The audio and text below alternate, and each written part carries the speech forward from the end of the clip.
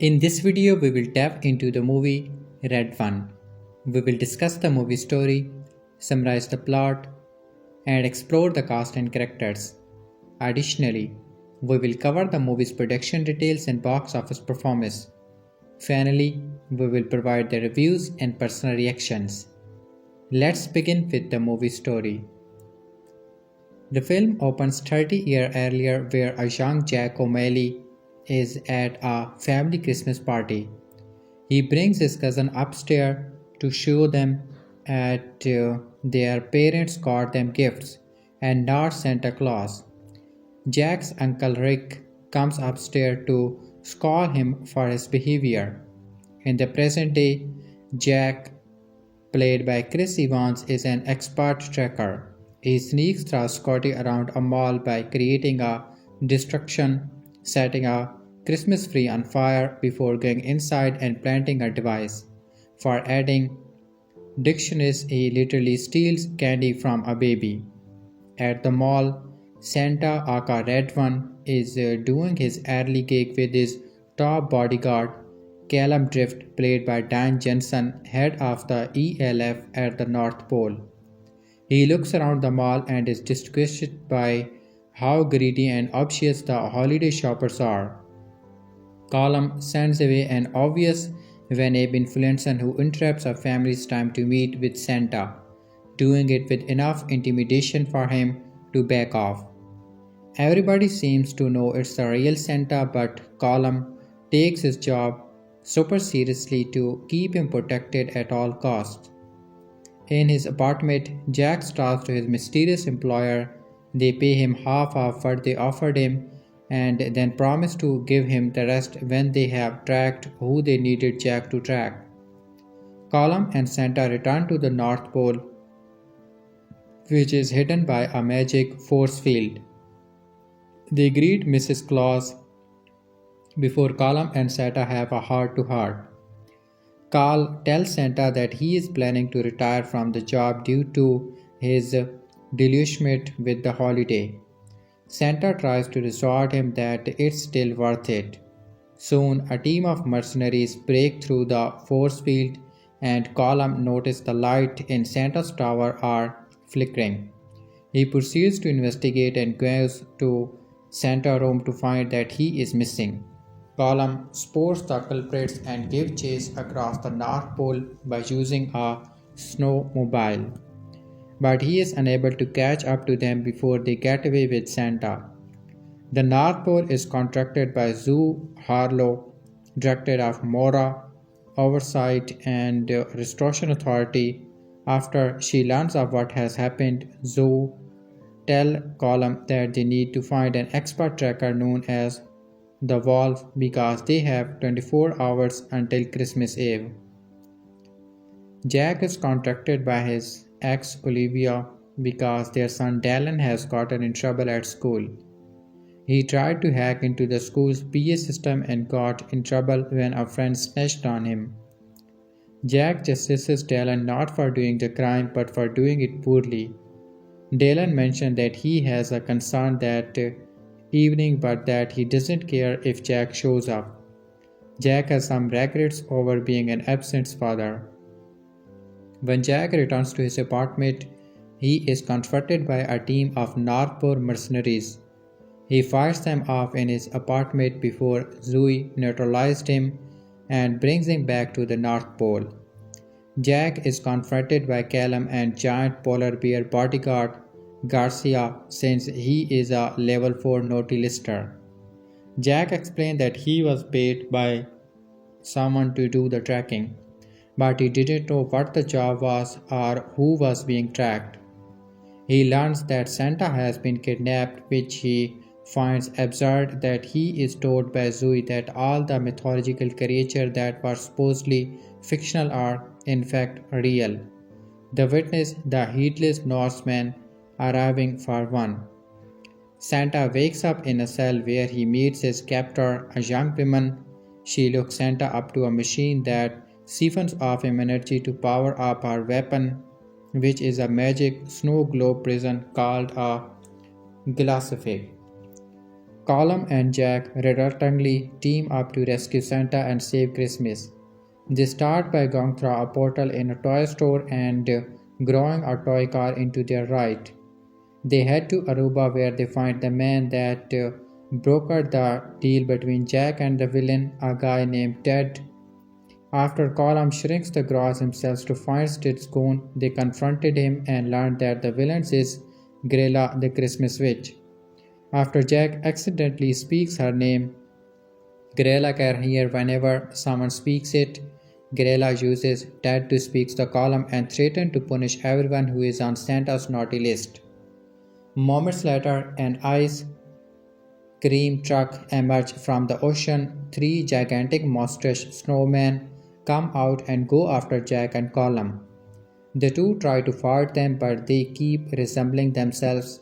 Colum knocks the carrot nose off the first one and destroying it. The two try to fight them, but they keep resembling themselves. Colum knocks the carrot nose off the first one and destroying it. Jack tosses a propane tank into an open grill and hurls a bottle of liquor to cause an explosion that obliterates the second one. Before the third one can trap Jack in a frozen pool, Colum removes that one's nose too. Unfortunately, Ted has been frozen and cannot currently provide more information. Zoe meets with the guys and Colum suggests that Santa's strange brother is working with Grella and that Mora does not have the jurisdiction to go to the brother's lair, but Colum and Jack will go in secretly. Grella attempts to test out the Grassflag on a jerk named Ron Abley, who is gifted with the globe and gets trapped inside when he touches it. However, Grella becomes desperate when the globe does not return to her, so she decided to chain up her plans. Jack gets a call from Olivia, who criticized him for not planning to go to Dylan's concert. Jack then discusses Dylan with Colum as he acknowledged that he was not always the best father to the boy. The two arrive at the lair of Santa's brother, who happens to be none other than Krampus. Jack accidentally alerts Krampus and his goons to their presence when Jack tries to take a piece of gold from the lair. They are imprisoned before being brought to meet with Krampus. Colum tries to explain the situation to Krampus and tell him that his brother needs him. Krampus doesn't care and plans to keep Colum as a prison until Jack challenges Krampus to play Krampus' scalp with Colum, which involved enduring a powerful slap from Krampus. Colum keeps trying to appeal to Krampus' better nature, but Krampus just smacks Colum so hard that he goes flying. Before Colum goes again, Jack activates an imprint on Colum that lets him deliver a huge smack to Krampus, allowing Jack and Colum to run. Colum commands Jack for his good idea. When the two return to their car, they find a package from Grella addressed to Jack, but he refuses to open it. Jack then gets a video call from Dylan, who is announced that he didn't show up to the concert and was left with his own package containing the glass of it. Dylan touches it and gets teleported. Jack has no choice but to grab his own globe and go after Dylan, while Colum has to go and find them. Jack and Dylan end up in Grella's lair, where she gloats over how the Glassophic are working. After they leave, Jack apologizes to Dylan for being a bad father. Dylan forgives Jack, and Jack's ability to improve his naughty status allows them to grow and break out of the globes. Zoe had put a tracker on Jack earlier, so Colum finds that he and Dylan are at the North Pole, which means that Grella never took Santa away from there. What's more is that they realize that Grella's goons, who are shapeshifters, have taken over the North Pole and are disguising themselves as Mrs. Claus and other gods. Colum locates Jack and Dylan, and they join Zoe as they realize that Grella is planning to use Santa to operate his site so that she can deliver globes all around the world and imprison everyone she deems naughty. The heroes race to stop her after freeing Mrs. Claus, Garcia, and others. Grella starts to make her way out of the North Pole, but Colum and Jake catch up to the sleigh. They battle her as they go across a ramp, and Jack manages to unhook the reindeer from the sleigh, causing it to stop flying and send Grella over the edge. Callum tries to wake Santa up, but Grella re-emerges in her true form, a gigantic and high-eyed orc. She prepares to attack the heroes until Krampus arrives, and he just wanted his own side to offer his help. Krampus fights back, but Grella tosses him around, not that he minds. Santa regains consciousness and summons his reindeer to attack Grella, punching her into the air until she falls into her pile of globes, actively trapping her inside one. Zoe takes her into custody. Everybody scrambles to get Santa ready to do his job. Colum, Jack, and Dylan join him as they go around the world, watching Santa deliver presents and bring joy to kids everywhere. Colum watches Jack and Dylan bonding, even seeing Jack's inner child for a moment. This is enough for Santa to see that Colum has changed his mind about retiring. Santa then proceeds to fly them home. Red One tops Prime Video streaming record is spite of dismal box office. Red One has already become a major streaming hit despite the movie's poor box office performance. In Red One's opening weekend, the Dwayne Johnson's lead movie only earned $32 million at the domestic box office. This was a disappointment star for Red One's box office, as the movie reportedly had a budget of $250 million. Less than a month after its November 15 theatrical release date, Red One became available to stream on Prime Video. Amazon MGM Studio has now shared that Red One has the most watched movie debut over on Prime Video, with 50 million views in its first 4 days on the streaming platform. This viewership occurs alongside Red One continuing to play in theaters. It is another streaming success for Prime Video, which has also had extensive viewership in 2024 for The Lord of the Rings of Power Season 2, The Boys Season 4, and The Idea of You. So check out the comment of Jennifer Stucker, head of Amazon MGM Studio. Given the audience response to Red One both in theaters and on Prime Video, the film will clearly be a perennial holiday favorite for years to come. Every film is different, and we are so grateful for the partnership with our filmmakers in collectively finding the right strategy to get these films in front of the widest possible audience.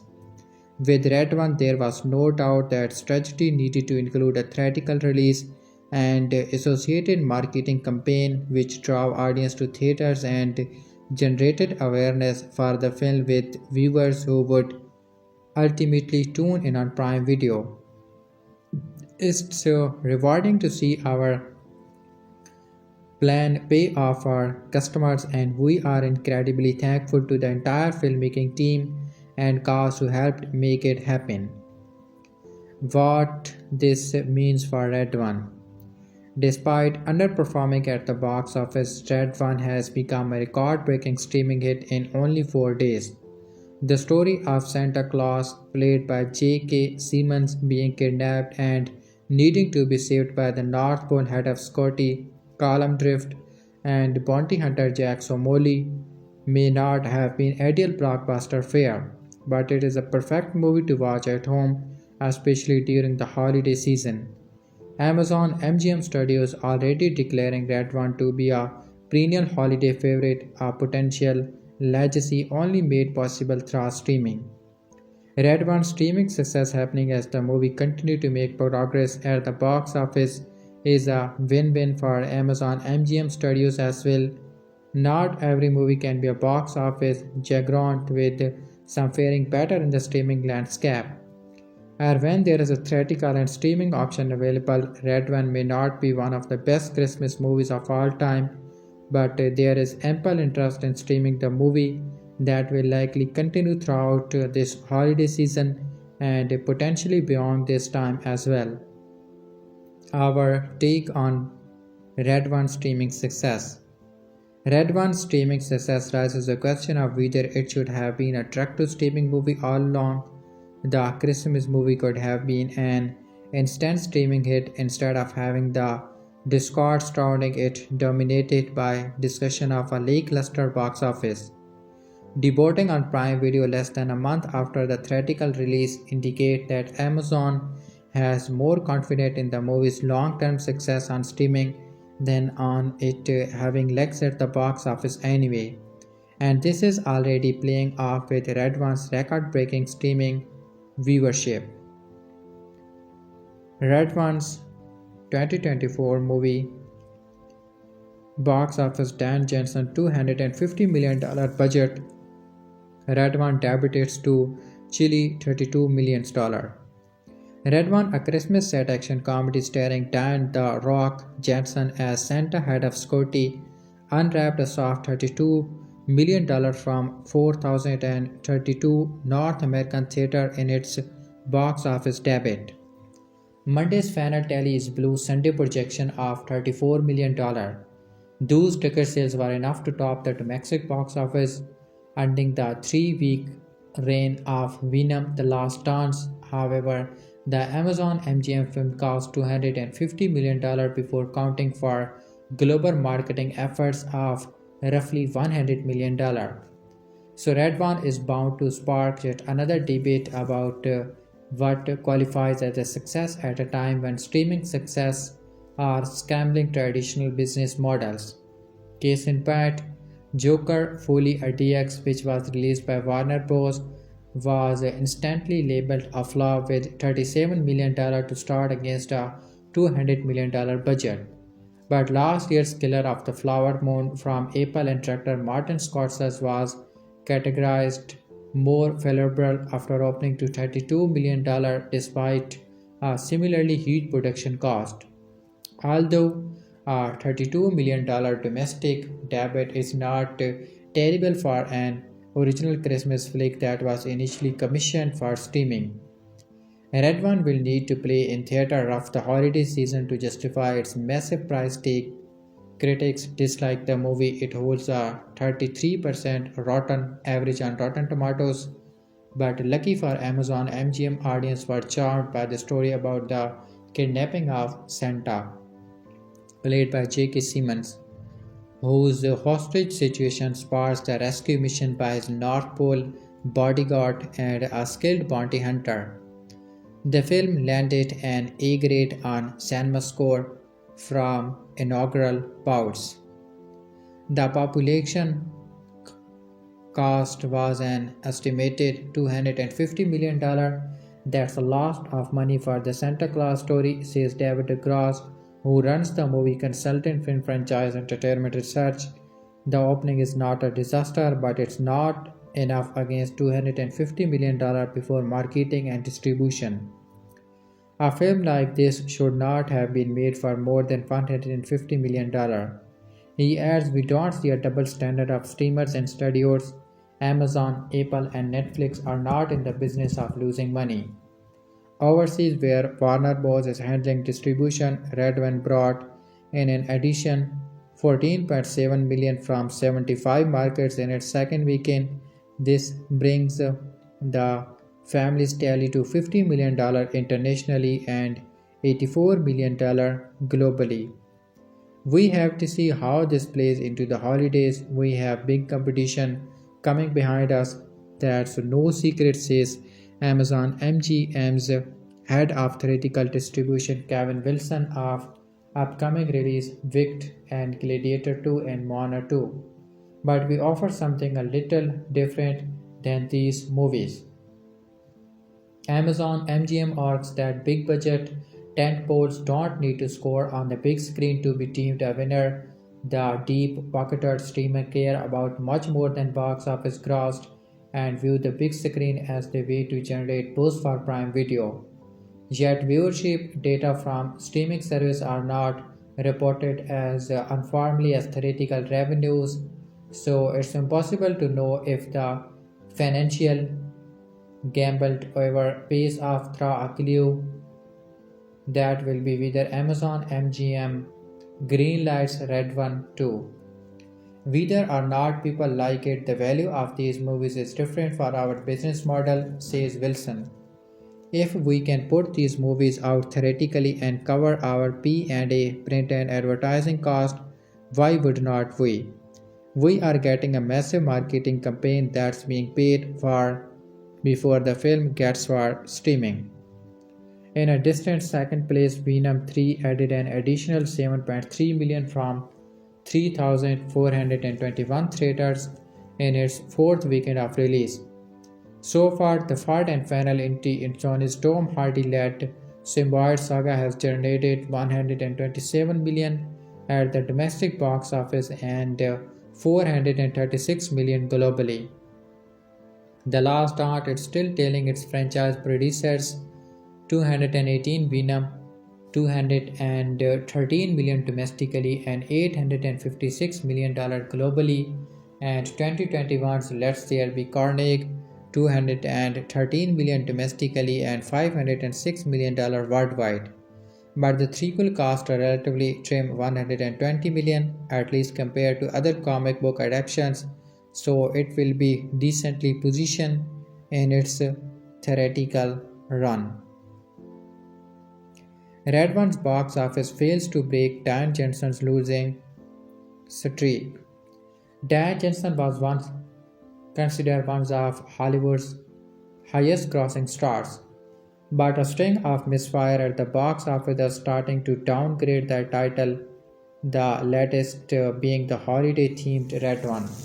In Red One, the actor stars alongside Lucy Liu and J.K. Simmons as the head of the North Pole Security, who recruits a hacker. Chrissy wants to help him locate a kidnapped Santa Claus on Christmas Eve. Red One adds to The Rock's downward streak at the box office. Red One is just the latest in several box office flops for Dwayne "The Rock" Johnson, which is disappointing news for one of the highest paid actors in Hollywood. Some of his other recent flops include Jungle Cruise, that was released simultaneously in cinemas and as a pay-per-view on Disney Plus. It earned 90 million in combined revenue for both revenue streams. Against an estimated $200 million budget, this would have been another disastrous misfire for Johnson, who leads the film alongside Emily Blunt. However, the film was released during the heart of the COVID-19 pandemic, which many cinemas were closed, so the film was given something of a pass due to these circumstances. Black Adam. Black Adam was supposed to shift the hierarchy of the DCU to put Johnson on top, but it did not, so at the box office, the movie ended its theatrical run with $390 million at the global box office. This may seem a significant number, but when compared with the film's estimated $200 million budget, plus around $100 million for marketing, it was not high. Black Adam's profitability became apart for controversy in 2022 as outlet published conflict reports over whether the film was expected to turn a profit or not. Fast X. Fast X was the star-studded becoming of the end for long-running Fast and Furious franchise, along with stars Vin Diesel, Matthew Rodriguez, Jason Momoa, Barry Levinson, and Jason Statham. The Rock also made his return to the franchise in Fast X. The only brings bigger than all the star power included in Fast X was the film budget. Forbes revealed earlier in 2024 that Fast X's final budget game is at one of the most expensive of all time, leading in the $450 million range. It was estimated Fast X would need to make $800 million to turn a profit. The film ended up bringing is around $715 million globally, but this was enough for the film to just crawl into the black and turn a profit, according to Variety. Red One was expected to be the Christmas movie of the season that since its release on November 6, it's seen anything but joy at the box office. In Red One domestic debut, it earned just 32 million in its opening weekend. Things did not get better for the movie in the subsequent weeks, ending with a $163 million worldwide gross. The numbers only get worse when factoring in Red One's budget, which was reported to be something in the $250 million range. There are several rumored reasons for the budget of the film to be so high, but Rock's rumored record-breaking salary on Red One is no doubt a contributing factor. Another contributing factor to the downturn is ticket sales in the film's reviews.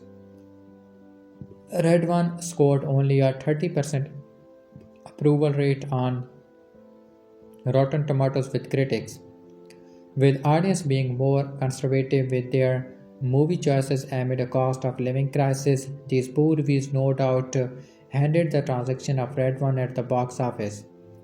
An unofficial rule of thumb in the film industry is that a movie needs to make way 2 times its budget to break even, and Red One did not make even half that at the box office.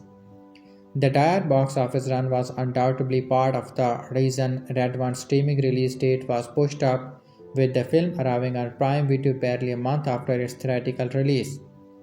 Given this recent run of box office misfires for Dwayne Johnson, it raises the question of whether one of the Hollywood's highest paid actors should continue to be rewarded so highly by the studios, given his bankability has been a downturn in recent years. Red One is now available to stream on Prime Video. Red One unwraps latest global box office achievement after streaming debut. Amazon MGM's Red One possesses a interesting thought experiment. Should the movie be deemed a failure at the box office for not making its budget back, or should it be considered a success because it was never made to make a single dollar to begin with? Originally conceived as a streaming title, the Christmas-themed action-adventure was given a theatrical release after positive test streaming, like films such as Air and Smile before it. This week, Red One finally landed on Prime Video but retained a spot in the top 5 list at the domestic box office and hit a new global milestone as one. With $92 million domestically and another $82 million from overseas markets, the film's cumulative global haul stands at $175 million. This would be impressive, but only if the film had not cost a reported $250 million to produce. It's never going to break even theatrical, especially now that it's available to watch at home, but it was never made to. Red One theatrical run essentially served as an advertisement for its streaming debut, much like Apple's Killer of the Flower Moon and Napoleon last year.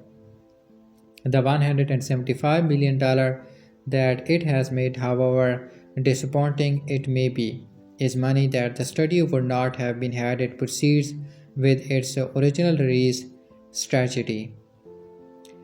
But because Red One was given a theatrical release, it's fair to judge the film's performance for a big-budget tentpole starring Dwayne Johnson and Chris Evans. It's an underperformer. In fact, it's Johnson's third underperformer in a row after Jungle Cruise and Black Adam. He did, however, bounce back thanks to Moana 2, which recently passed the $700 million mark worldwide. Johnson also earned the unique distinction of having appeared in 2 films that topped the domestic box office in the same month and took his career box office past the $10 billion mark worldwide. Johnson and Jake Kasdan could not hit the box office hat-trick. There's no sugarcoating the fact that the film was not well received, especially by critics. Red One appears to have settled at a rotten 30% approval rating on the aggregator website Rotten Tomatoes, which is low even by Johnson's standard. However, the film's audience rating stands at 90% on the platform, earning it a verified hot badge for honor. Those test screenings were accurate, directed by Jack Kasdan, who previously worked with Johnson on the blockbusters Jumanji Welcome to the Jungle and its sequel Jumanji The Next Level. Red One also features Lucy Liu and J.K. Simmons. You can watch the film in theater and at home, and stay tuned here for more updates. Red One movie by Dan Jensen.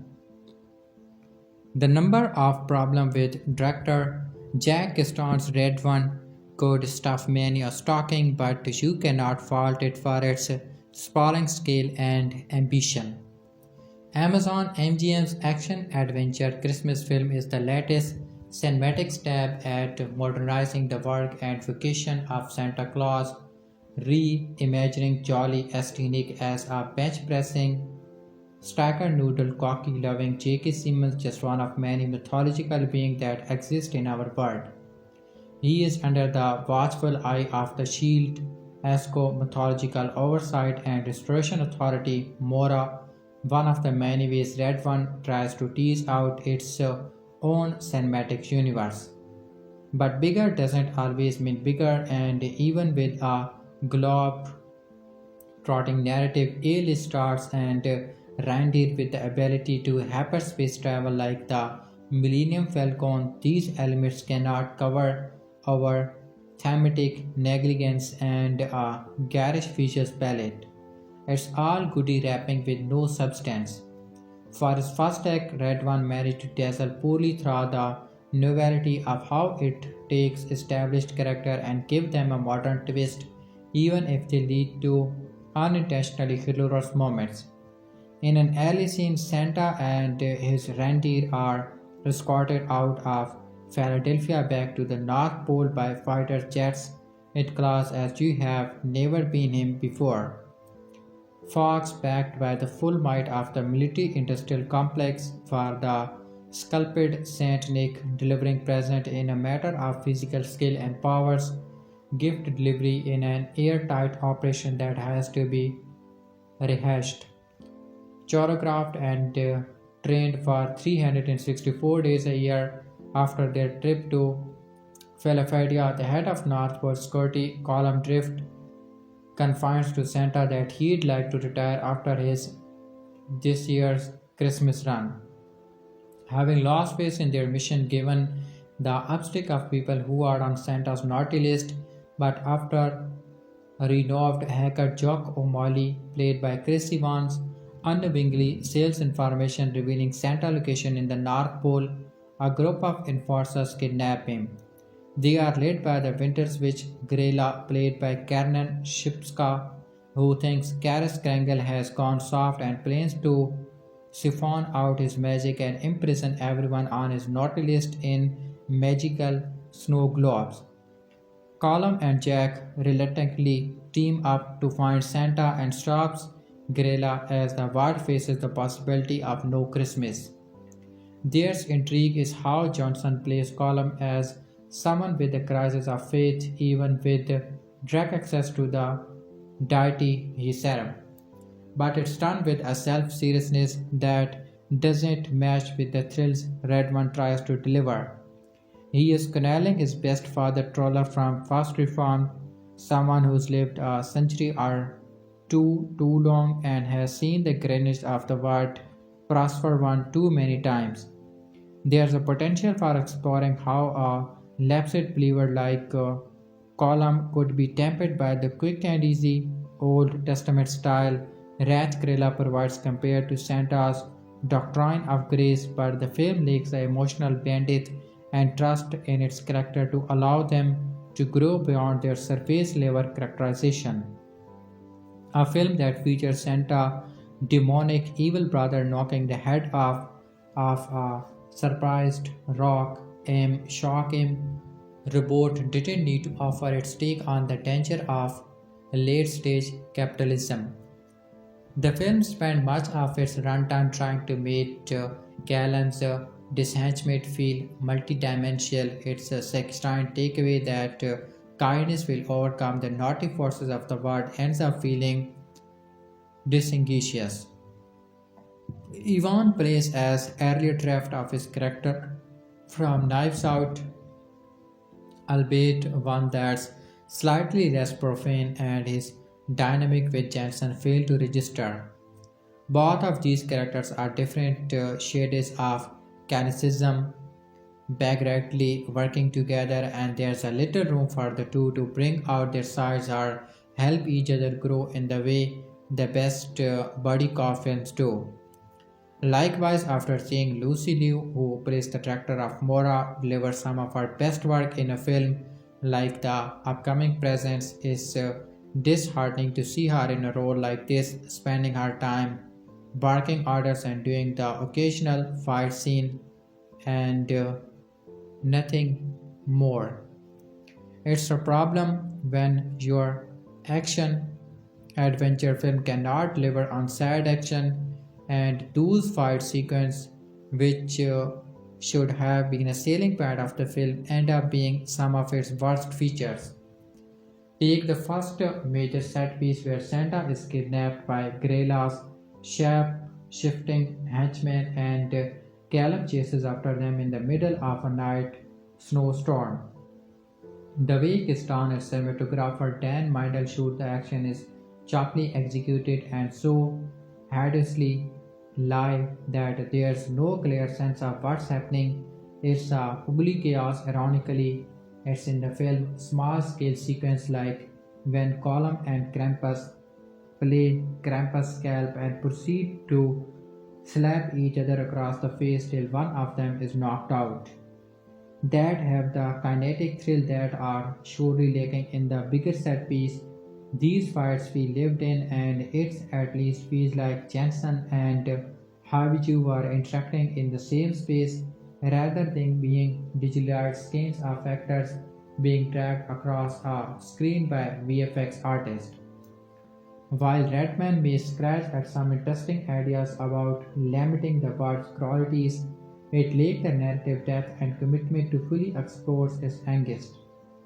After his adaptation, Simmons Santa spends most of the film in a comatose state, his powers slowly drained from him, that escapulates the feeling of watching this film. A state of unconsciousness might be the best way to enjoy it.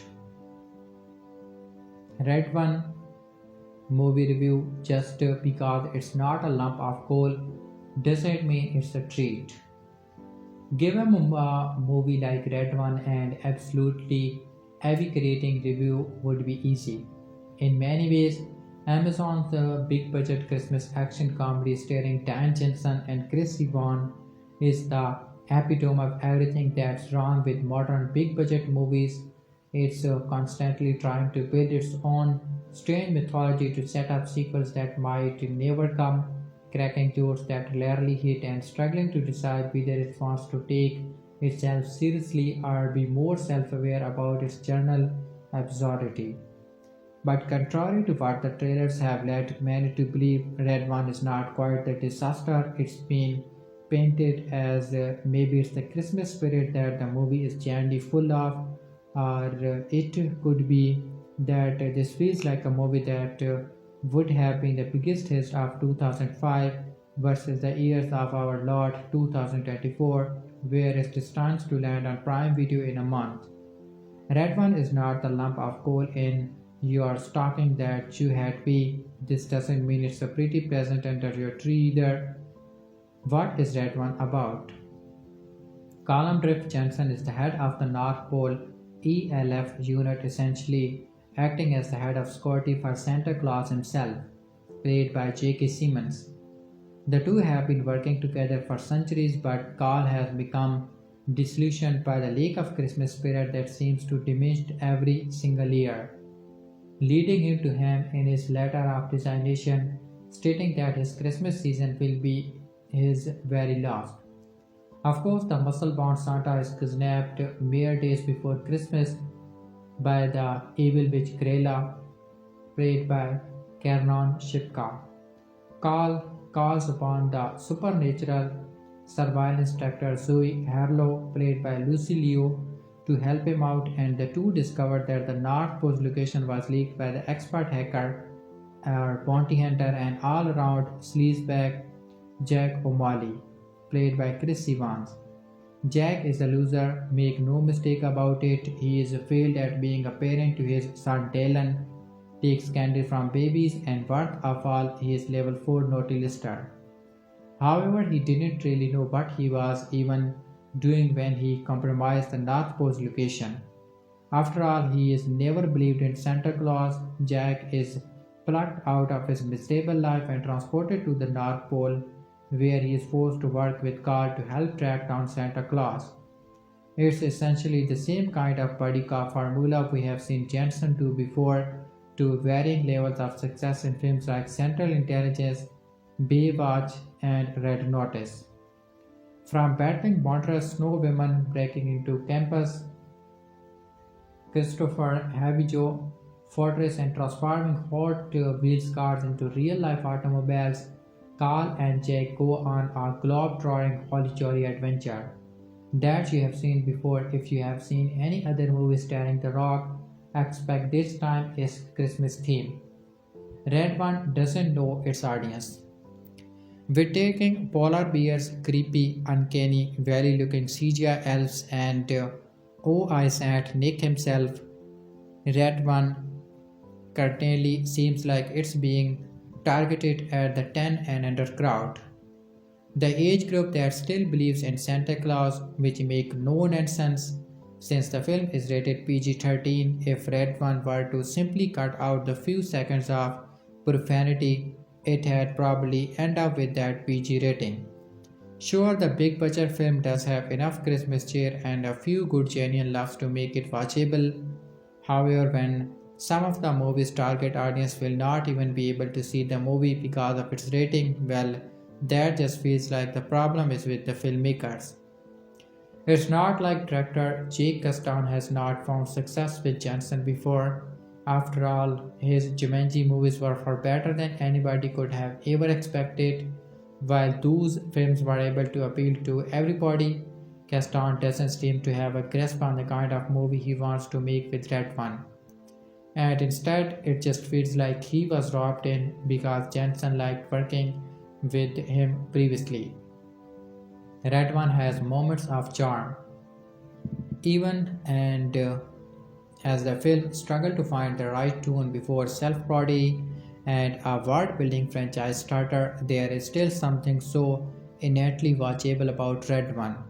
There are laughs to be had intentionally, like Yvonne's constant forbidden at all the holiday meme, to unintentional, like anytime Jensen opens his mouth to deliver the most outlandish exposition you'll ever hear in a Christmas movie.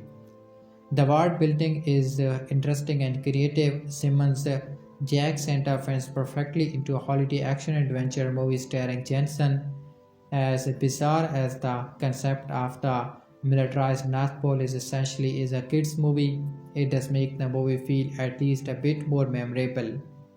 However, Red One never seems too interesting in diving deeper into any of the more interesting concepts, and instead is more focused on slapstick comedy and the buddy cop dynamic between Jensen and Evans. Perhaps the movie's budget highlight is when Carl and Jack visit Krampus' hidden fortress. While most of the movie's CGI backgrounds and character design range from noticeable to uncanny valley, this is the one sequence in the movie that relies more on practical makeup for its characters. And it's truly great. The Krampus design for an uncomfortably horny as it is certainly different than any other incarnation of the character. The design of the creature feels like the one time the movie dared to more creative in its visuals. Jensen is playing the same kind of character he typically plays in his blockbuster movies. As the confident and often cocky statement, it works. It's not a poor performance in any way, but it is not practically memorable either. Unlike something akin to Central Intelligence and Jumanji The Next Level, where he dares to let his goofy side shine, he never really allows himself to go all in on the silliness.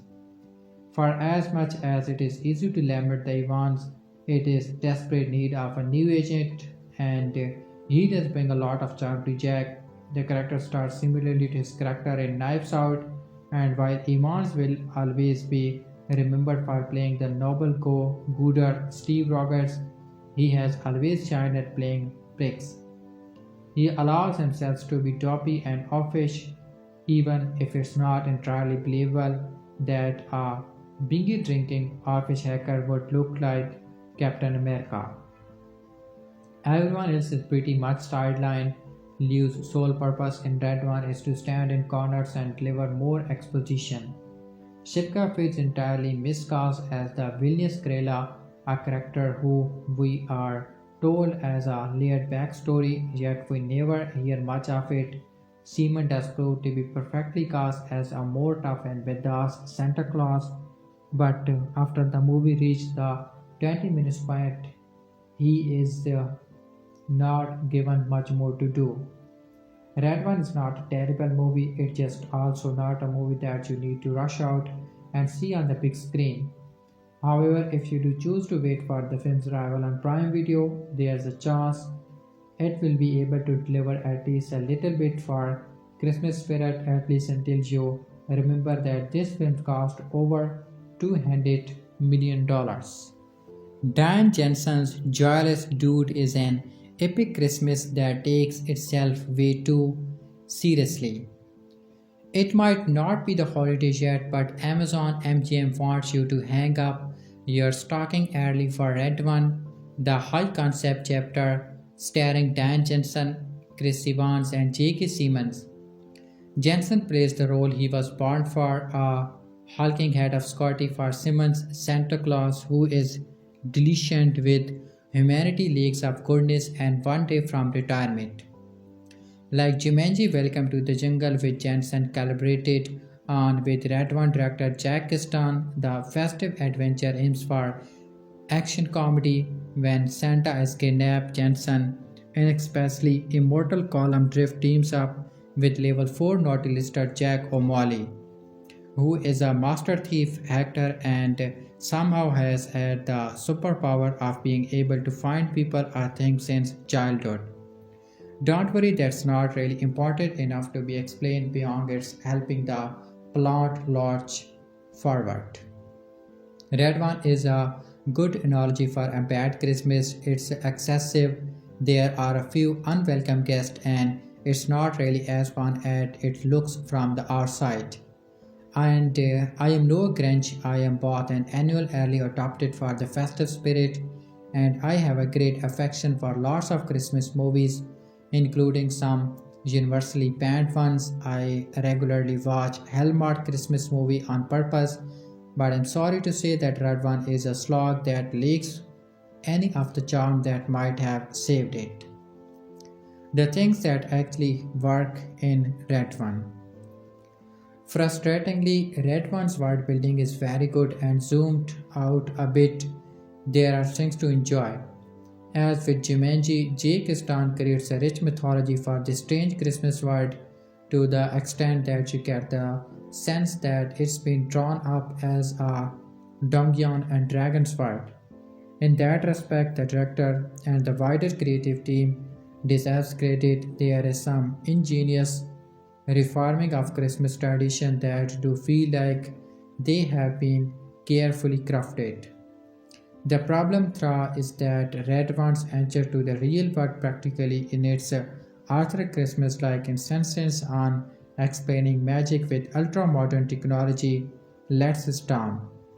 That leads to a bit of an identity crisis that smarter hidden world movies like Harry Potter avoid by simply making the time setting vague. The double world conceit is an interesting one that's undone by both being too separate by tone and not separated enough like Dowling's wizarding words always felt. That said, this part is supposed to be about the praiseworthy elements, and there will be criticism enough to come. The art design on show and the costume work, practically the monsters and magical sets, is legitimately award-worthy. The sets are imaginative and impressively realized. The effects work mostly stands up, and if you are looking for a movie that has a very high frequency of wire assisted stuntmen being flown through the air, the Red One is for you.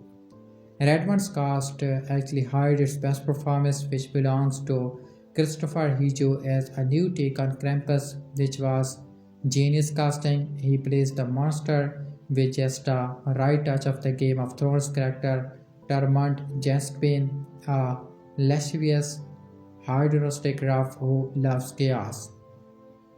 That dark charm suits Hinjo even if he is robbed of lots of his ability to evoke by an impressive but very heavy full body prosthetic suit. Who is Red One for? I'm not sure it actually knows. Red One's more difficult demand of the audience is explaining who it's actually for. Typically, I try to avoid this explicitly impacting my viewing experience and setting it aside for later if it's relevant, but I was sucked into the question repeatedly by the film's perpetually wandering tone. There are moments that suggest Kasdan wanted to make something more adult with jokes and subtle winks that are wholly inappropriate for kids, but when there's also an obvious play to 10 years old boys too. In the end, I came to the Christmas epiphany that Red One is basically aimed at Fortnite players who would not be seen dead enjoying a typical Christmas film. The set piece play like desperate levels in a video game, a narrative style that actually worked for Jumanji, given the fact that it is a video game movie, impressive in themselves but not really in service of the wider story. So while there's a careful eye for spectacle and an obvious embrace of the comic book movie style of filmmaking, it's not wholly successful because someone seems to have forgotten to make it all fun. I don't begrudge the movie that budget, why should I? It's not my money. That parallel to comic book movie is a fortunate one given the obvious cast on display. Red One was initially intended to be released on Amazon Prime but delays thanks to Hollywood's 2023 strike and the apparent promise of early test scores led to theatrical savers. It does feel grand enough to be theatrical movie too because there are so many creative decisions that are drenched in money, and it's little wonder that the budget is reported as anywhere between 200 and 250 million dollars. Unlike on Beyond budget, you can see where all of that money went. Putting aside the undoubtedly costly lead cast, there is a massive amount of effects work, basis of prosthetic of multiple background characters, massive sets, and a commitment to wonder that I wish had translated into more emotional substance. As it is, I could not help but feel the oppressive weight of the cast when entirely CG characters like the polar bears used heavily in the marketing failed to justify their inclusion at all. I don't begrudge the movie that budget, why should I? It's not my money, but the access doesn't match the substance, and I wish more of the cast had gone into developing a story to match the production values, or a script with any memorable moments beyond The Rock saying once. Red One's cast is an uneven mix. The Rock performance is crucially joyless, as if he took the character notes for a mechanical circumstantial glitches too literally. Knowingly, there was lots of promise here. Red One is essentially a buddy cop movie, as already mentioned, but it's so trope aware and so riddled with glitches that it would have been better learning into the meta narrative like Jumanji did. The Rock's call would have worked wonderfully against Evans' misfit if he was played like a Shane Black character, knowingly comically stoic instead of accidentally bland. That means certain setup that could have been paid comic dividends like Carl's power to shrink at will during fight sequence would have had more magic. Instead, you are left wondering why everything is so miserably serious. That's the case with the whole movie, frankly. It's almost entirely devoid of feeling. The worldview is mechanical by design, but then it sort of just forget to make the necessary case for humanity before the point of no return. So when the only flourish of pagancy arrives at the very end, it rings rather hollow. Chris Evans does a good job of standing in for the audience, perpetually baffled at everything he encounters and a little lost at the story's various developments. He does play a charismatic rough quite well, even if his character feels like he's playing a dress up as Ryan Reynolds, but the script lets him down badly. Most fatly, at no point does he really earn the emotional pivot at the end.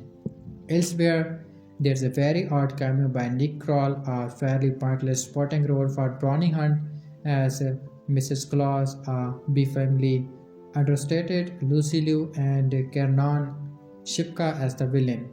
Grela, the Christmas witch, who the film attempts to gaslight you into believing is a big part of collective Christmas consciousness as Krampus.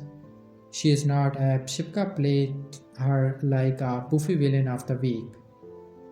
J.K. Simmons is a cooperative success as the retooler Red One as athletic, Jim Bunny version of Santa Claus with more than a touch of big city whisper about him. He literally sits out a good portion of the movie as the kidnapped victim of Krella's armies of personality tree goons, so that counts against him and the movie, watching him magically deliver the presents in a rare spot of fun, admittedly. Final thought on the movie Red One. Where were the laughs? Where was fun? A Christmas movie can get by and on a lot less than most movies, as evidenced by the success of likes of Netflix Christmas Chronicles. But Red One borders on being inspired. It's like a big Christmas dinner designed by comedy but not actually cooked for flavor. There's a lots of bells and whistle, but in attempting to disconstruct and reconstruct Christmas spirit, there's just never enough charm to carry the spill. Perhaps it's true that Red One would have landed better on streaming. That might even be more true if it were releasing a month later, when festive spirit makes us all a bit more open to ridiculousness. But here and now I am left with the overriding feeling that the movie's early commentary on the commercialization and commodification of Christmas was a pretty chilling premonitions. The movie Red One review and analysis. If it was not for a strong star, you probably could have dumped this on Netflix and no one would have noticed. It is the time of year and it is beginning to look a lot like Christmas. The shops are dressed up, there is the looming pressure to finish things up before the end of the year, and walking outside feels like taking a shower with the humidity. It is here that a new flood of Christmas films will be launched, trying to make the most of the holidays, and that is what we are looking at today. So, to set the scene, it is a cool, fairy night just before Christmas, and at the mall sits Santa Claus, listening to all the kids' wishes for present and being protected by column drift. But this is not so average mall Santa, because Santa Claus is real, and there is a global military political intelligence apparatus keeping him safe. Well, this is unit Jack O'Malley is paid to hunt down a disturbance in the polar region, and some kidnap Santa right under the head of North Pole Scortinos on Christmas Eve. Red One is the movie about a Christmas, and it's an action movie. The main star is Dwayne Johnson. If I were to rate the bloated and clinical yet also teeth rattling saccharine Christmas action comedy Red One poorly by what transpires on screen, I probably would have given 1.5 stars. 2 at the mostly. It's awful but disposable and easily forgotten. Here's the thing though, I didn't see Red One in standard issue viewing environs. I was shown the film in a 4DX auditorium, which made for a memorably bad experience. My seat shook and rolled and pitched and have to reflect the action on screen. Mist drifted into the theater. The occasional light spray of water would hit me in the face and there were simulation of snow falling and wind whipping. The net effect was akin to white knuckling at through a 2-hour flight rolled by rough turbulence, where fellow passengers would occasionally take the back of your seat or spill a bit of their drink into your face, while many guests of chilly wind would zip past your ears. Add J.K. Simmons to the list of well-known actors who have played unconventional vision of Santas in recent times, joining the likes of David Harbour in Valiant Night, Mel Gibson in Fat Man, and Kurt Russell in The Christmas Chronicles. Bronto had Dwayne Johnson weeks down Santa kidnap comedy. This profoundly depressing and blandly sentimental Christmas comedy for early November stars Dwayne Johnson as Santa's bodyguard out to rescue him from kidnapper and to save Christmas. With an unvarying smirk, Chris Evans co-starred as a roguish professional thief with an assumed heart of gold called Jack O'Malley, whose cynical way of life was imprinted on him as a child when he found himself threatened with the naughty list for presuming to question Santa's existence. Now he is separated from the mother of his child and neglectful of his son. Without realizing the awfulness of what he is getting into, Jack is recruited by short-wave evildoers to steal the top secrets, coordinates of a certain flying craft owned by airborne reindeer so that its pilot can be abducted. That is Santa himself, played by J.K. Simmons, a buff Father Christmas who is devoted to press-ups and working out. Perhaps because of the affluence of column drift ahead of his Scotty details played with Brontorius headed solidly by Johnson, who is in fact on the point of taking retirement because of a crisis of faith in their mission. Colum and Jack team up to save the day, and Colum's icy disapproval of Jack Thew when he sees that a great guy he really is and his own vacation begin to return. Lucy Liu phones in the role of Santa's chief of staff Zoe Harlow, and Kiernan Shipka, who was once Don Harper's athletic daughter Sally in TV Mad Men, does her best with the role of Wicked Christmas Witch Grella. But wait, what exactly is that crisis of faith that column is taking about? Apparently, the naughty list number is up by more than 20%. Wow, a worrying statistic. What exactly is the crisis of faith that column is taking about? Apparently, the naughty list number is up by more than 20%. Wow, a worrying statistics. Humanity is getting worse. So the answer is what? Prosecute the naughty list rule more stringently. In fact, it is weirdly nuclear that precisely the naughty list rule really is. Despite it being at the heart of a huge and cumbersome second act plot development, do the naughty lister get fewer presents? Surely that not present at all. There is of course in practice no naughty list rule. No one is seriously inconvenienced or disappointed in this Christmassy world, whose sludge and gushed smoother all attempts at gigs, including a reference to Will Smith's slap of Chris Rock. Even the prologue implies that Jack's starring Uncle Will disposed his skepticism. What we are, of course, left with a deadly serious emphasis on the overwhelming importance of buying presents in stores. There's nothing wrong with a big-hearted film for Christmas, but this commercial and symbolic slice of content is a toy destined to be forgotten, not by Boxing Day, but mid-November 15. Red One is Dan Jensen and Chris Evans embark on a joyless search for Santa. Dan Jensen and Chris Evans wish you a very bro Christmas with Red One full of slap fights, Hayman Snowman, and one Jack Santa. Director Jad Kasdan's Jolly-Tide fantasy adventure out of 4-rated PG-13 streaming now on Prime Video. Certainly is better than Hulk Hogan's woeful Santa with muscles, but you will find a better dose of the holiday spirit in Treefer 3.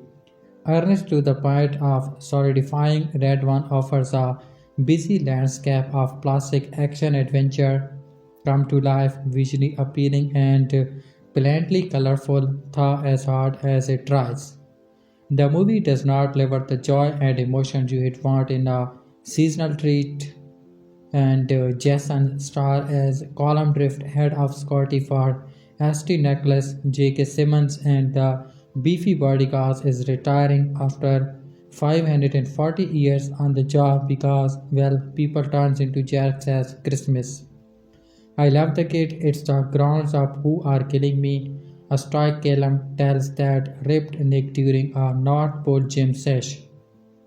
Santa runs a high-tech metropolis with the elves, airship, and special mission forces delivering presents in a huge operation done with military precision so there cannot be any shenanigans. Which is what happened exactly 2 days before the big day. Bounty Hunter and Level 4 Nautilus star Jake the Wolf O'Malley, played by Evans, pulls a job for an envious client that uses stolen science technology and unknowingly gives away Nick's location, leading to the svelte old guy being captured. The culprit Krela, the Christmas witch Kiernan Shipka, who wants to use Santa Moji to punish every person who has ever been naughty in their life, so pretty much anybody. Jack gets hauled in by Zoe, played by Lucy Liu, who heads up the Mythological Oversight and Restoration Authority, and finally the movie finds the right gear. There are hints of Men in Black style world building, and the film just should have been with nifty notes of other holiday legends as Jack is introduced to the secretive gangons the flocks don't know about when they put out their Christmas Eve milk and cookies, because it's impossible for Nick to crop up before and during his annual rite. Jack and Colum become an oddball pairing that sort of works for a while, using toy store supply causes as teleporting zones and turning Hot Wheels into sweet real rides. The rescue mission ultimately meanders, and while Yvonne is fine calling that true to Strude's rule of many Christmas movies past, Jensen likes any of this usual easy charm. Like the Ross talk, everything's more pumped up in this flick, from Dangerous Snowman who shows up in the submarine icy cream truck, no really, to Nick's brother Krampus, a muscular fellow with his own sentence like yet as ridiculous as Red One gets, including some serious overacting and B-movie dialogue. It seems to be afraid of having any real fun. Simmons lends a light-hearted sense that he is a rather good Santa, all things considered. His character is literally asleep for half the movie, however, and the comedic aspects are few and far between, plus not exactly a laugh route when they happen. Oozing Primate, Mashimo, and unleashing Frosty Brawl, Red One will entertain action-loving kids and fans who like to see things blows up as a holiday vehicle. Randolph and his reindeer boots would not drive this to the grocery store. And the movie about Red One, Dan Jensen and Chris Evans is a holiday action fantasy that give Christmas a backstory it didn't need. Here the bad joke of Hollywood Christmas movie, they tend to begin and end with the blast of old school yell tight cheer, but that's just a tease. In between, most of them make a point of straying about as far from the Christmas spirit as possible. Instead, they swap in the new American spirit, vulgar, violent, full of fake fun, celebrating its own crassness to track the genesis of the anti-Christmas Christmas movie Jingle All the Way. Where at night, you would probably have to go back to a couple of movies that are thought of as classics: Thor Not By Me, A Christmas Story, and Home Alone, both of them classes of dog spike with misanthropy. That said, I'm not sure that a Hollywood movie has ever kicked off the season with less true Christmas spirit than Red One. Sure, J.K. Simmons plays Santa Claus who gets abducted, and Simmons is winning in his crankly old voice Sentineless. Dwayne Johnson as Santa's bodyguard who wants to retire because he is having a crisis of faith in his outsized immutable self. The odd thing about the movie is that while it's a little bit tongue-in-cheek, it's not really a comedy directed with charmless energy by Jake Kasdan. Red One is at Ocean, an action movie, a kidnap, a rescue thriller in which the doors spy closets in toy stores are mystic portals, and an exercise in Christmas world building as if that's the thing that have been missing from Christmas. At the beginning, Simon Santa is seated on his throne, greeting a line of children in a shopping mall, a location he finds to be the most soulful place on earth, which shows you how far we have come from Jingle All the Way. Even Santa notices the capitalism of it all. The hot toy of the reason, the one the kids keep asking him for, is a video game called Vampire Assassins 4. We are supposed to chuckle at how un-Christmas sounding that is. But Red One could almost be the movie version of Vampire Assassin 4. It's that busy and pompous, that overstuffed with cheesy digital effects, that generally derivative a piece of violent kitsch. The film was not quite trying to be funny. Joke is that Santa Claus' whole enterprise is run like a US military operation.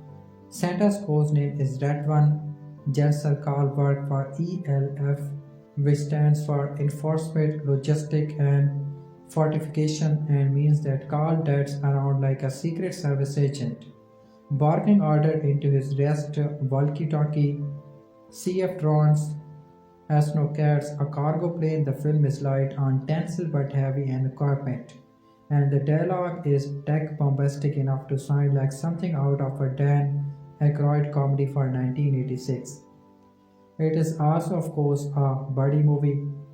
Not Santa and his bodyguard. When Santa is kidnapped, which happens early on, he is mostly out of the picture.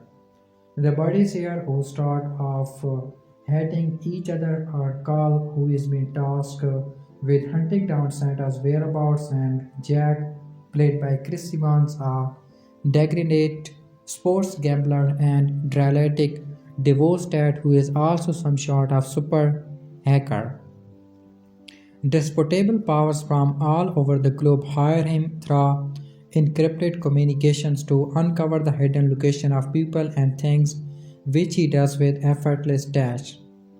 It was Jack's handiwork that revealed Santa's precise location in the North Pole under a dome. It's sort of like the Christmas store version of the Pentagon. And that's what allowed Santa to be kidnapped by Kroll, an ancient witch played by the always welcome Kiernan Shipka, who ever since Mad Men I thought and still think is going to be a major star, and this movie in its blunt best way shows why Kroll is a standard now's free clothing nemesis, like something out of a National Treasure sequel. Yet the way Shipka plays her, there's a tingle to her anger, her evil dream to punish everyone in Santa's naughty list. We meet Santa reindeer who are intouchable, oversized digital creation, referred to as girls. Why would the reindeer be so tall? And why would they all be female? This is the shot of whatever conceit that dots Red One.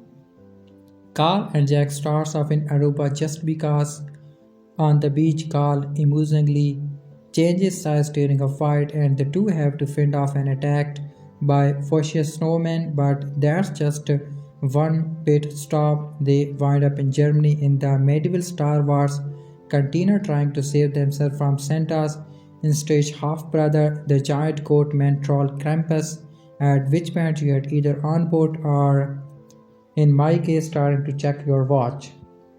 The villain are shapeshifter, but the key thing about Red One is that the whole movie is a shapeshifter. Ergius, action jape, low, catch Christmas fairy tale, buddy movie, family, reconciliation movie, ever, quadrant and demo must be saved. At the movies, Christmas is not a holiday anymore, it's a concept to be retrofitted. Do you hear those sleigh bells jingling? Come on, it's lovely weather a fan over the top of the North Pole, the Spy Closet Portal cargo plane ride together with Joe. Production and Amazon MGM Studio release of a Metro Goldwyn Mayer picture, and the crew is director Jake Kasdan, screenplay by Chris Morgan, camera Dan Mickle, editor Mark Helfrich, Steve Edwards, Tara Timpone, music by Henry Jackman, with Dan Jensen, Chris Evans, Lucy Liu, Kiernan Shipka, Bonnie Hunt, Kristofer Hivju, Nick Kroll, Wesley Kimmel, and J.K. Simmons. The review of the movie Red One will remind you of other better movies. There are many questions left unanswered that the Red One movie is about a Christmas or it is an action movie. Red One is played by Dan Jensen as an action star and security guard of the Santa, The Rock, and Chris Evans' action movie about rescuing a missing Santa Claus to save Christmas is being boarded with negative reviews. Directed by Jumanji Helmer J. Kasdan, Red One appears in theater on Friday, November 15. The Red One review embargo lifted Wednesday, however, and movie critics are not too impressed by the film in early reviews. The official logline for Red One reads, after Santa Claus, codenamed Red One, is kidnapped, the North Pole head of security must team up with the world's most infamous bounty hunter in a globe-trotting action-packed mission to save Christmas. Red One also stars J.K. Simmons as Santa Claus, Bonnie Hunt as Mrs. Claus, and Kristofer Hivju as Krampus. The cast of Red One also includes Lucy Liu, Kiernan Shipka, and Mary Elizabeth Ellis. As of Wednesday, Rotten Tomatoes critics have collectively given Red One a 35% Rotten rating based on 20 reviews. The rating, of course, could change for the better or worse when more critics see the film and post their reviews before the film opens on November 15. Owen Brickman of Variety is among the top Rotten Tomatoes critics who pinned Red One, writing, Red One could almost be the movie version of Vampire Season 4. It's that busy and bumptious that overstuffs with cheesy digital effect that journeycally derivatives a piece of violent kiss. David Rooney of The Hollywood Reporter also gave Red One a rotten review, writing, this is a high-concept, CG-saturated bore that lacks heart and infectious humor even if it is huffs and puffs its way to a little poignancy in the end. Additionally, New York Magazine Roger Allison's Wilmore rotten review of the film notes, if Red One were a disaster, I'd be more interesting. Instead, it's a technically passable action comedy transparently stitched together from parts sequenced from other movies. Despite the smattering of negative reviews, Red One did manage to impress some of RT top critics, if only slight.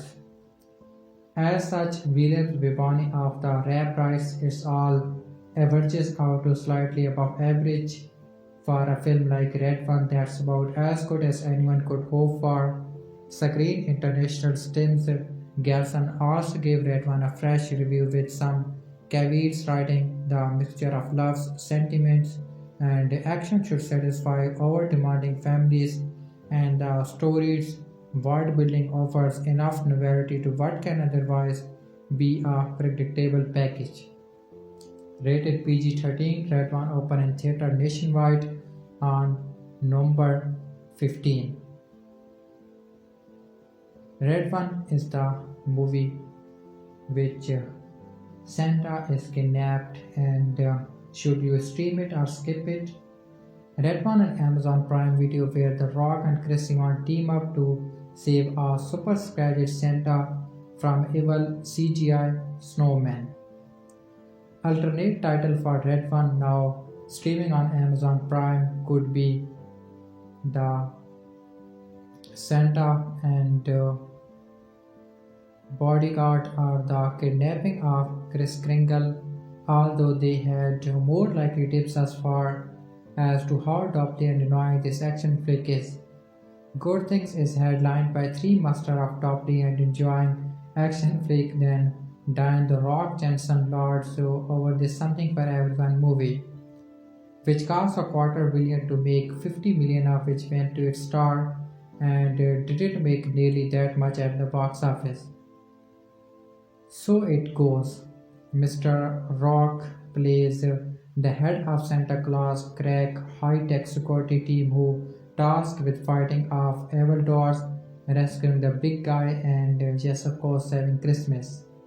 The superstar actor co-starred with Chris Evans, Lucy Liu, and J.K. Simmons, and they re-teamed with two-time Jumanji director Jack Kasdan, which pretty much tells us what to expect: glossy CGI, net shots, and probably the funniest Christmas movie at least since Valentine's Night. Should be fun for the whole family, then right theoretically. Red One, stream it or skip it. The Guest. I don't even describe the could open because it's superficial and should have been dumped immediately. They are just knocked 5 minutes off this blubbery 2 hour plus hunk of digital chloride. Red One is when Santa Claus, played by J.K. Simmons, is kidnapped. This head of security column drift Dan Jensen recruit third-class tracker Jack O'Malley. Chris Evans to find him, but Jack is a perennial fixture on the naughty list. So will he be able to find enough Christmas spirit to help? It's hard to honor Christmas in your heart every day when a new movie about Santa Claus is proudly described as a four-quadrant tentpole with multiple ancillaries and franchise potential. Such an approach positively demands criticism, and at times just Dan Jensen Weaker seems to justify it. Jack Jumanji Kasdan is a good enough director to find some heart and some comedy despite the focus crop priorities that seems to have shaped the film elsewhere. We open with a slightly pointless scene setting for a young Jack O'Malley. We heart letter Chris Evans to establish that he has always been terribly clinical, but also that life has not been easy. We then see him in adulthood casually causing chaos and stealing from other people in sport for a gambling habit and a wasted life. Meanwhile, across town, Santa Claus, played by J.K. Simmons, is visiting a mall to scratch his legs before Christmas, accompanied by his heavy call Dan Jensen. He is then escorted back to a US Air Force base where his reindeer are waiting to take him home. But there he is kidnapped and Carl must team up with Jack to find and rescue him in order to, yes, save Christmas. The Save Christmas bit is familiar from a million movies, as are the mismatched heroes, one straight-laced, one scrabbly. Jason is basically Hobbs with magical toys. Evans is playing the same utter shamak he has been choosing since he bought out of the MCU. Both know what they are doing, but none of it is fresh. Simmons is better, playing a warmer note than usual, but that's about it for Chris Morgan's script. Lucy Liu, Bonnie Hunt, and Kiernan Shipka are all stuck with thankless one-note rules. Kristofer Hivju Krampus has more to do, presumably making him the most likely candidate for the next Archie spin-off. There are some fun moments here. The Rock gets a clever fight move we have not seen from him before, while some violent snowmen on a beach are a nice touch even if the setting is just an excuse for some skimpy bikinis. The mirror act of the two leads, one a guy who never believed in Christmas, the other someone who has lost his faith in people, are well delivered, but so much of the rest just feels engineered into oblitions. An action scene here, a random bit of mythology there, the militarism of Father Christmas is deeply inappropriate, and the film's high tech vision of the North Pole here has been done to death. Notably in Arthur Christmas and Disney Prep and Landing. Also, why does it look like Aquaman's Atlantic, and what's a penguin doing on staff? Making a truly classic Christmas movie is hard despite a slew of new ones every year. The last crop of two classics date back to 2003, but you still have to approach them with genuine goodwill in your heart, not some focus group scores and aspiration of a shared holiday universe. If this had just reigned in the bombs best and focused on the characters, it might have been something as it is. It's an awfully big box for such a small amount of cheer. There's a little bit of heart here in the story of two people who have lost faith in Christmas for very different reasons, but more after this feels engineered in a lab to provide seasonal spectacle. Dan Johnson, J.K. Simmons, Chris Evans, Kristofer Hivju, Jack Kasdan, Lucy Liu, and Kiernan Shipka are in the cast. Red One is the movie of about Christmas, and this is in a theater and now streaming on Prime Video. The heroes of Red One, glittering lens of Jolly-Tide action comedy called Coming to a multiplex near you, travel the world via secret portals hidden in the back of toy stores. To which Andy children in the audience might ask, wait, there are stores that only sell toys? Well, not anymore, Timmy. Such brick and mortar establishments have largely been wiped out by Amazon, aka the mega corporation that bankrolled this movie. To see the company build the lore of the would-be blockbuster around a business model is destroyed is about as galling as see Netflix making a sitcom about blockbuster. Speaking of the streaming giant, Red One is not a sequel to Red Notice. It does share a star and a general air of crass commercial indifference with the algorithmic slope. There's something distinctly Bezonian about its version of the most wonderful time of the year. Santa Claus, as played by a unfathomably overqualified J.K. Simmons, is a rise and a Grant Morgan who hits the gym before climbing into the sleigh and runs his operation with an efficiency that could put a twinkle in every billionaire's eye. Early on, the movie touches down in the North Pole, and that place has all the dreamy enhancement of a fulfillment center. The elves, we are told, work 364 days a year, taking only December 26 off. Like their counterparts at Amazon, they could use a better contract.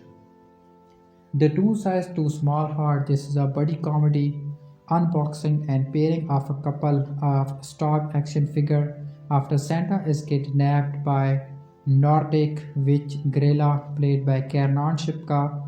To save Christmas, the big guy's 300 years old head of Scotty Column Drift must join forces with Jack O'Malley, a solidly canical hacker and deadbeat dad Do Kimmel drift at one point, rhetorically ask his mismatched partner, and even iconic cartoon Psyche? The answer is once again no. Defaulting to a stony, hammerless glow, the rock is all plastic, Mishimo here, that leaves he wants to pick up the comic slave, which he does with a smug, more New York attitude in path that secretly required. Of course, going above and beyond the material, this caddy is no great left. Mostly, his performance leaves behind a warm and fuzzy gratitude that Ryan Reynolds was not available. Imagine a holiday season answer to Men in Black with more acromine than jokes. Well, no mangy director Jake Kasdan is not introducing some new wrinkle in the mythological intelligence agency run by a poker faced Lucy Liu. He is bombarding us with gaudy attraction. The CGI talking suffers, including a trio of malevolent showmen, a Hot Wheels car magically scaled up to full-size Lamborghini proportions, and a taking polar bear with no personality. The effects had a garage intensity familiar to the age of blockbuster crunch. To subject your yes to them is to feel pangs of empathy for the overworked, non-genius artist who presumably sacrificed a holiday or two to make a release date probably set in stone before the script was written. As spectacle, Red One is some marvel a further degradation of that ensemble line entertainment model. The characters speak in canned witticism, use your words, we says.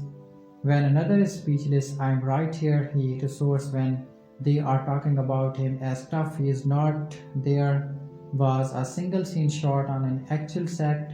The whole movie is like a digital fireplace bathing the actor in a transcendent glow. The action scene like the one where Santa gets nabbed and Riff takes pursuit across the screensaver landscape of the North Pole are dark, choppy and weightless. For an upcharged families can experience these joyless amusement park rides through the immersive magic of D-Box or 4DX. You will really believe you are watching the film in a drafty theater during a blizzard while unruly children kick the back of your seat. There's exactly one inspired sequence in Red One. It's the scratch where Drift and O'Malley fall into the clutches of Santa's estranged, sadistic demon brother, Krampus, who is played by Game of Thrones scene stealer Kristofer Hivju. The fun is all in the Novian character actors' flamboyant performance, the arrogant theatrically to project beneath his elaborate prosthetic hair, and only here does Red One feel like it's even reaching for a gig rather than trying and failing to cast toward left on the back of its premise. If the more thought of Santa needing a bodyguard doesn't leave you in scritch, it's going to be a chilly couple hours. Imagine a holiday season answer to Men in Black with more acromines than jokes. What's downright insulting about Red One is its insecure finding towards some sort of celebrating of the purity of childhood. We work for the kids, Santa tells Drift, who is mulling retirement and could no longer see past the cruelty and greed for their parents. That thraces a sentimental ode to the true Christmas spirit is a pretty rich comic from such a crass, nosy holiday destruction with no greater ambition than shaking a few extra dollars from the pockets of families looking to kill some time on winter vacation. Were this movie or toys you had to find on Shelfer or Let's Be Real and Amazon whitelist, I'd be the kind of ticket that expensive in price, cheap in construction, and destined for a spot on the landfill. The Rock and Chris Evans half-assed their way through a mega-budget buddy comedy eyesores about a world where Santa Claus exists, and so does a whole intelligence industry created to many are mythological beings. The movie surrounds its mismatched stars with a whole lot of shockingly inconsistent special effect preaching a sentimental childhood message, even as it looks like the heights of soundness commercializing only those who find the thought of Santa needing a bodyguard or the North Pole becoming a high-tech compound inherently hilarious. All granted, many left for this largely charmless holiday blockbuster. Red One is the movie. While the Red One received poor critics, reviewed audiences are loving Dwayne Johnson and Chris Evans' new 2024 holiday on Rotten Tomatoes. The 2024 Red One has already earned some redemption from its dire intentional review from critics, starring Dwayne Johnson and Chris Evans. The action flick follows the kidnapping of Santa Claus with the dude's task to rescue him in time for Christmas. It had an ambitious $250 million budget and was released in theater on November 15 for domestic audience. Amazon MGM has not yet confirmed when Red One will head to streaming platforms. On Rotten Tomatoes, the holiday movie has proven to be extremely defensive. It's debuted with a Rotten 32% tomato meter score for critics. Top critics were even more negative, assigning just a 25% score. The audience, however, has been kinder, currently setting at 88% popcorn meter score, which is enough to earn a hot designation. It has over 100 reviews from critics and over 500 verified ratings from journal viewers at the time of writing. What Red One's Rotten Tomato score means. Profitability is going to be difficult for the holiday adventure. Ordinarily, a movie with a strong popcorn meter performance should be able to score a relatively small second week drop. Considering Red One's oversized budget, however, it is going to struggle to achieve true profitability. After the marketing cost and theater take their cuts, it will need to earn an estimated $500 million to be considered a success. It is expected to earn between $25 million and $40 million its opening weekend, which would make theatrical profitability a near impossibility. It is important not to use the initial box office number as the sole arbiter of profitability. Streaming could still prove to support the movie. However, if it can earn success on the streaming market, it could become a long-term hit that viewers return to every holiday season. The introduction of streaming platform has changed the box office calculus, so it is important not to use the initial box office number as the sole arbiter of profitability. The movie is owned by Amazon, which control Prime Video, so streaming availability could easily have been factored into the initial pitch. Red One initially excluded streaming on Prime Video, but that changed when Johnson saw the IMAX screen of Oppenheimer, which convinced him to put the movie in theater. Our take on Red One's divisive Rotten Tomatoes score. The Rotten Tomatoes critics were extremely harsh toward the latest subversive holiday movie. Many cite it as a cynical, boring, and unoriginal movie that depends on action more than anything else. Even Screen Rant's Red One review calls the movie a joyless dude. The action feels predictable, the narrative is glitch, and the characters are not especially deep. The excessive budget may have added to the spectacle, but it could not save the movie from itself. What many critics fail to account for, however, is that the narrative is not this movie's biggest draw. The cast and overall spectacle are the reason that audiences have any interest at all. Many reviewers cited their love for the show-stopping nature of the movie and its intense commitment to its own absurd concept. It could easily become a regular Christmas movie that plays in the background while the family gathered for the holiday.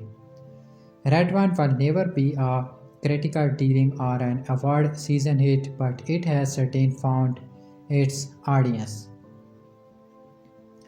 Red One ending explain.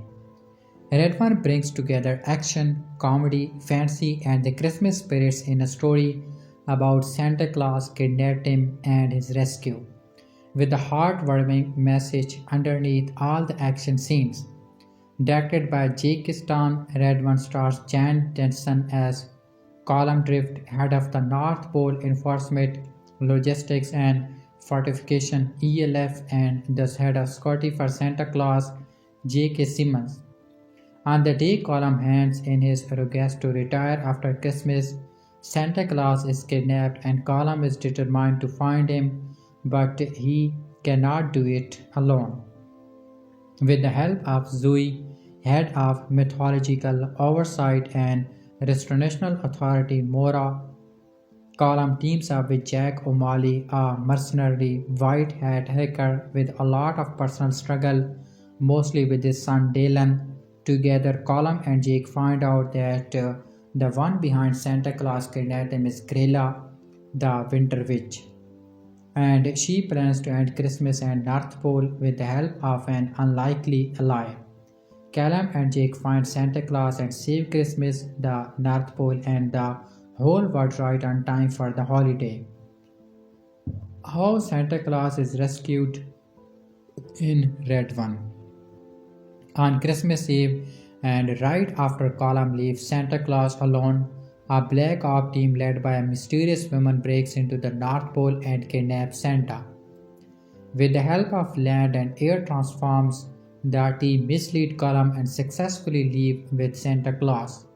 As Zoe finds out, Jack is only the final piece in a chain that leads to the kidnappers, and so he and Column travel to Aruba to confront the broker who hired Jack. The broker did reveal that he works for Grella. Colosseum suspects Grella is working with Santa's strange brother Krampus, and so he and Jack visit him.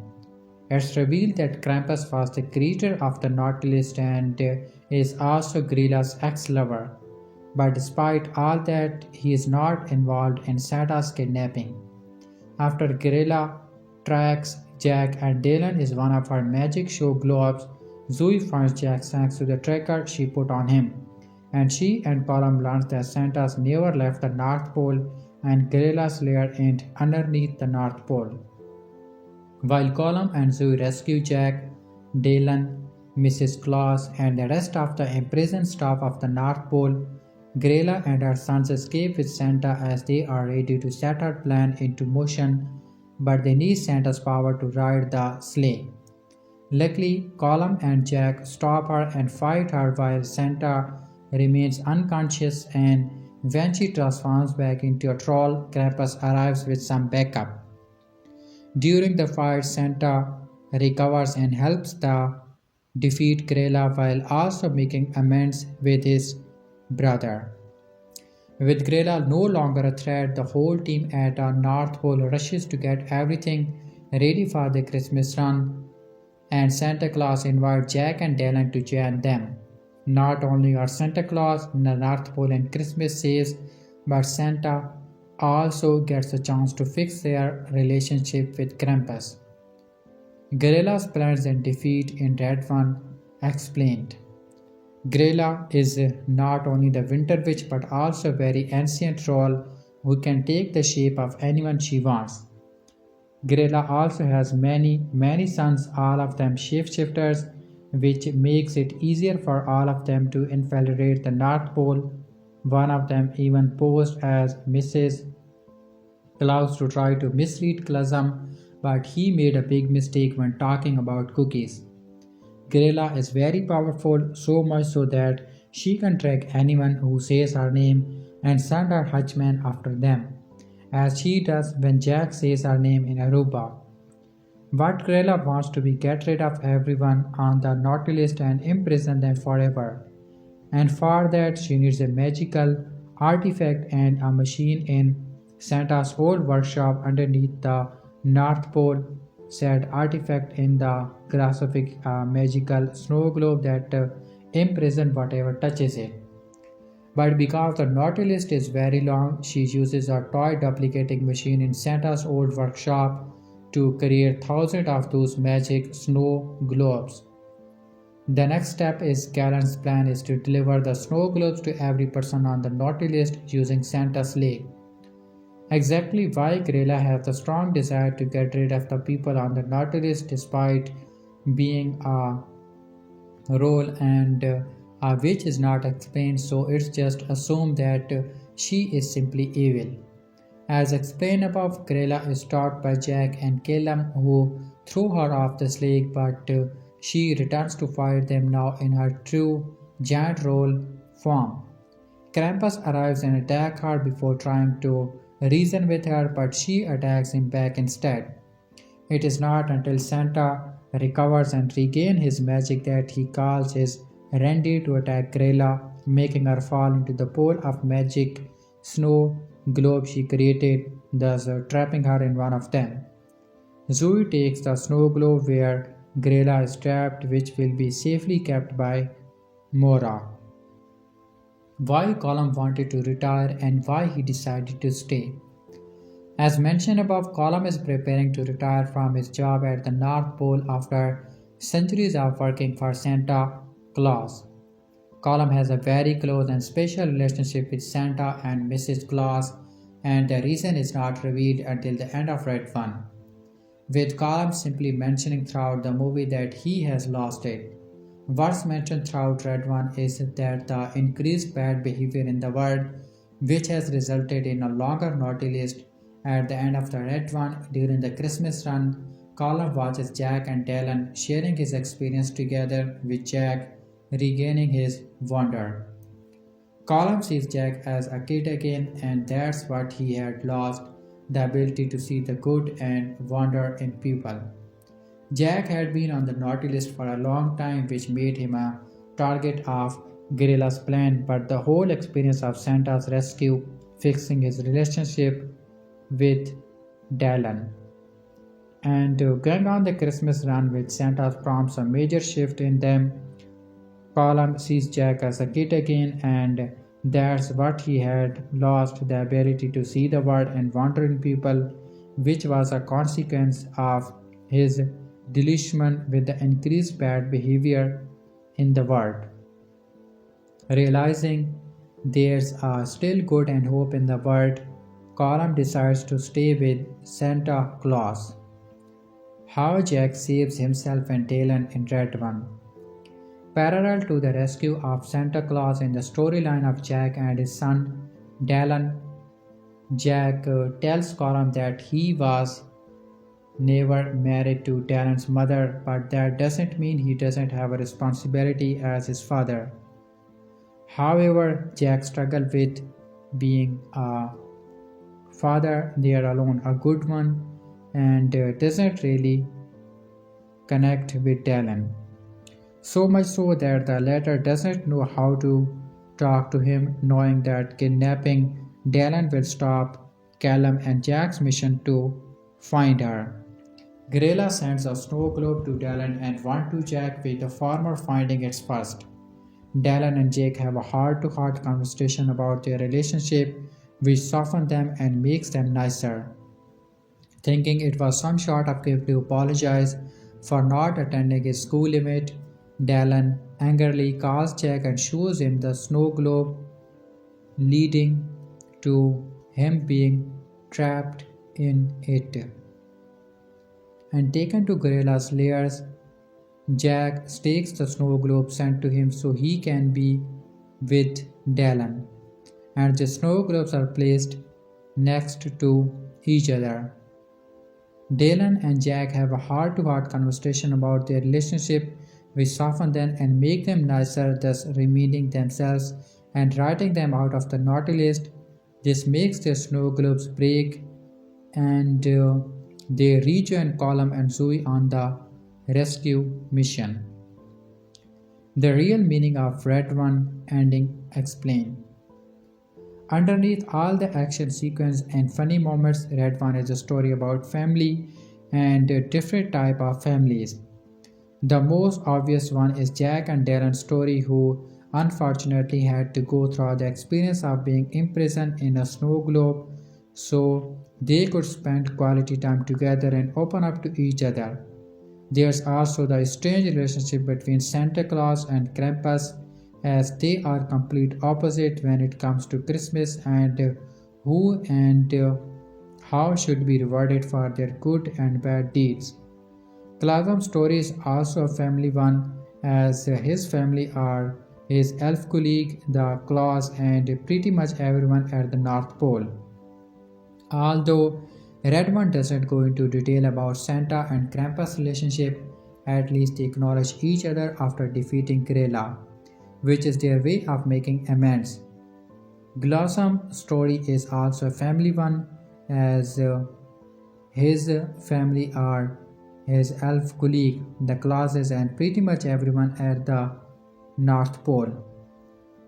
It's unknown that Colin would have done after retiring, but he would surely have been quite lonely. Jack also learned that he does not have to isolate himself and bond Bridget, and it's safe to open up to people and new experience.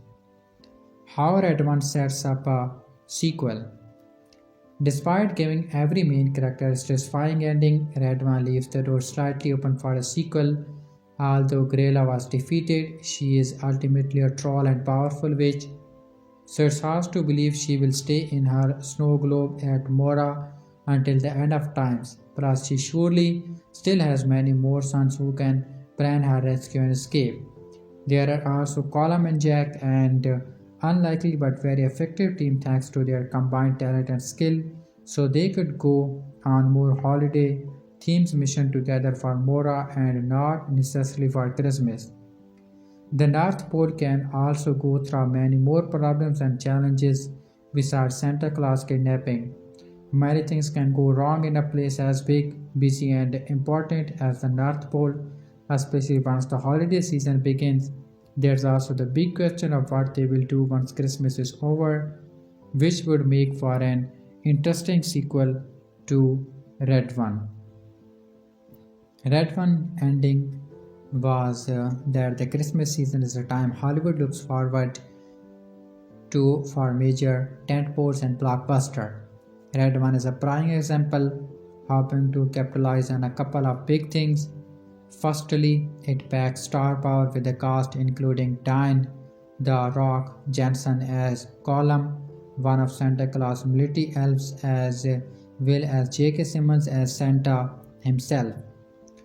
Throw in Chris Evans as Jack, and this holiday action movie has household names to bring fans to theater. As for the plot, it has that feel of a superhero movie, which Colum and Jack needing to save Santa after he gets kidnapped and has his magical power drained for a nefarious purpose. It built to a high-octane Red One ending that find Nick dualistic facing a scary enemy. The name is Grela.